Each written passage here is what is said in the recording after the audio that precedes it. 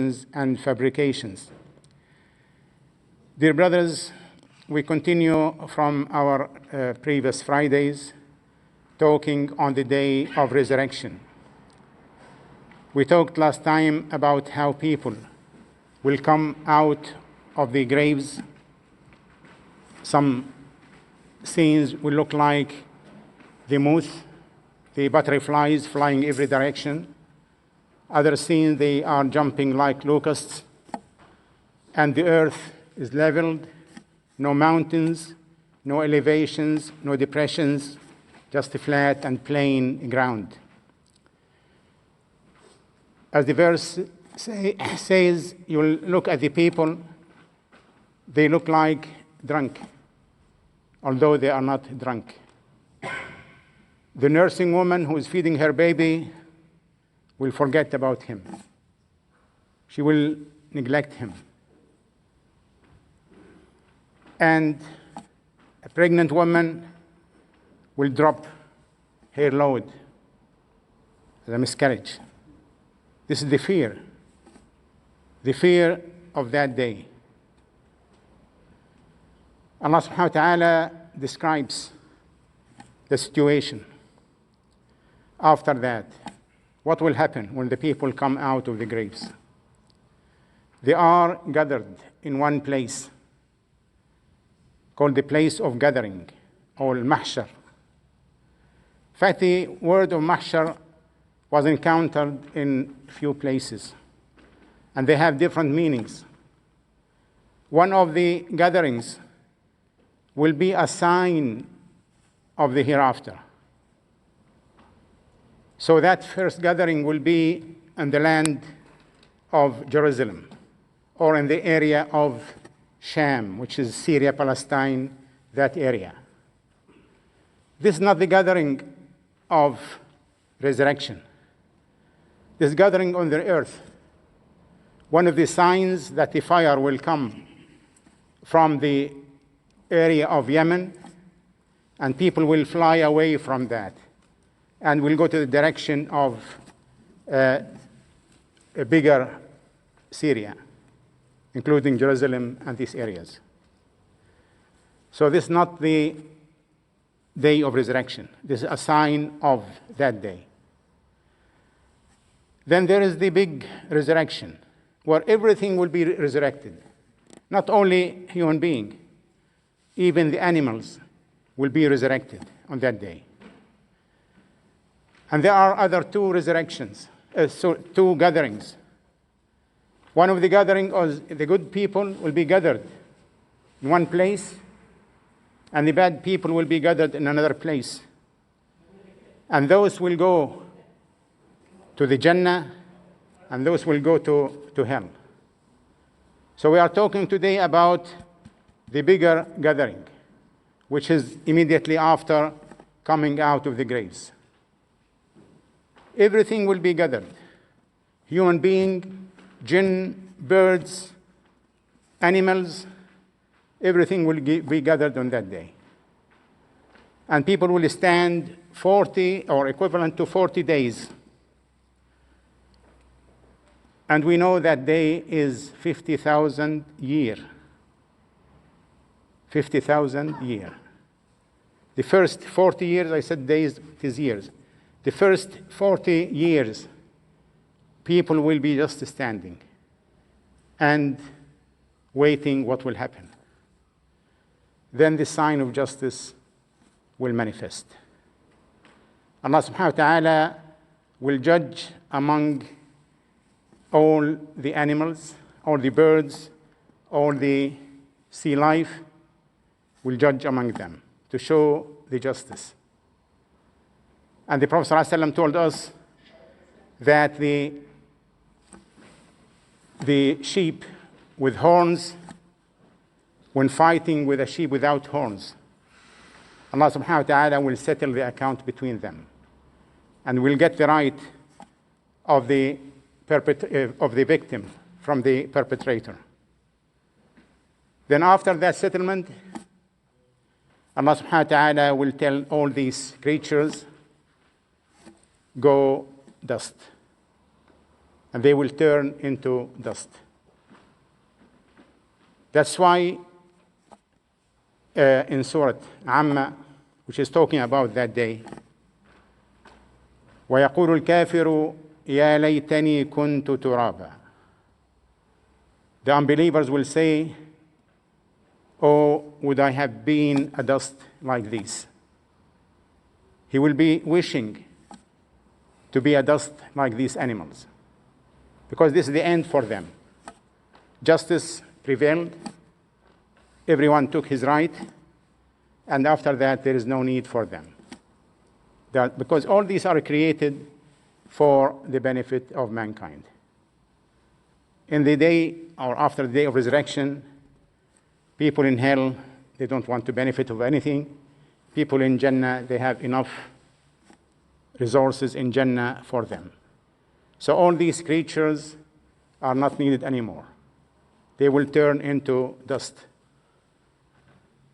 However, human being and jinn, they are accountable for what they did in their life. 40 years of standing and settling the account between the other creatures, then still the remainder of 15,000 years. What will happen in these 15,000 years? This is the day of resurrection. How people will look on that day? Different people will have different features. The believers are described in many places. The unbelievers are also described in many places. How the unbelievers will look like. Perhaps you remember always we used to read Surah Al-Ghashiyah. Al-Ghashiyah is the day of resurrection, day of Qiyamah. وجوه يومئذ خاشعة عاملة ناصبة. Some faces are humiliated and humbled, stressed and exhausted on that day. On the other hand, وجوه يومئذ ناعمة لسعيها راضية. Faces are pleased. You can see the pleasure on their faces. They are satisfied and confident for the deeds they offered in their life. Allah subhanahu wa ta'ala describes further, وَمَنْ أَعْرَضَ عَنْ ذِكْرِي فَإِنَّ لَهُ مَعِيشَةً ضَنْكًا. Who turned away from remembering me, he will have a difficult, stressful life. وَنَحْشُرُهُ يَوْمَ الْقِيَامَةِ أَعْمَى. And we gather him on the day of resurrection blind. So this is the sign of the bad people. They will be gathered blind. In another verse,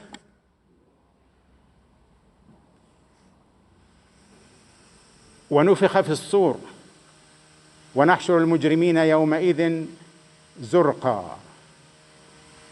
On that day, we gather the transgressors zurqa. Zurqa means, in medical terms, they say that they have the blue liquid in their eyes, which means they will not see, or kind of blind.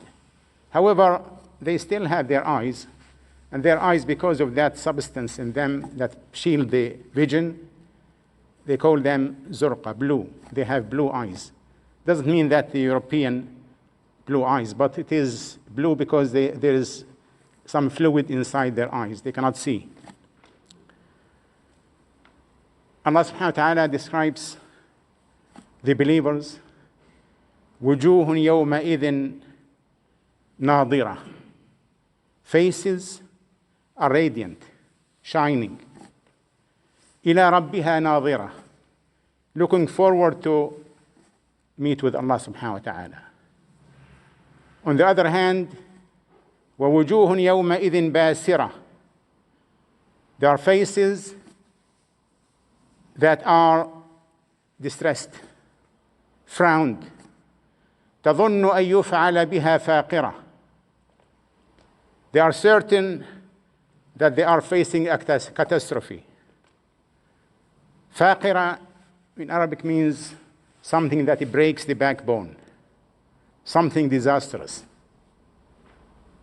So they are sure that some catastrophe will happen to them. In another surah, وجوه يومئذ مسفرة. Faces are shining. ضاحكة مستبشرة. Smiling, having confidence about what will happen to them. On the other hand, ووجوه يومئذ عليها غبرة. Faces that they are covered with, you can say, smog or dust. ترهقها قترة. Overstressed. أولئك هم الكفرة الفجرة. These are the unbelievers, the transgressors, the sinners. So these are the signs of people. And Allah subhanahu wa ta'ala is telling us that the people will be distinguished by the sign on their faces. يعرف المجرمون بسيماهم فيؤخذ بالنواصي والأقدام. The transgressors will be recognized by their faces, by the signs on their faces. So everyone will be well known and distinguished, whether he is going in that direction or the opposite direction. Allah subhanahu wa ta'ala describes how people are coming out of the graves. He's telling Aisha that يحشر الناس, which means that the people will come out of the graves like born, like a newborn. يحشر الناس حفاة عراة غرلا. People are gathered, barefooted, naked, and uncircumcised, which is like they are newborn.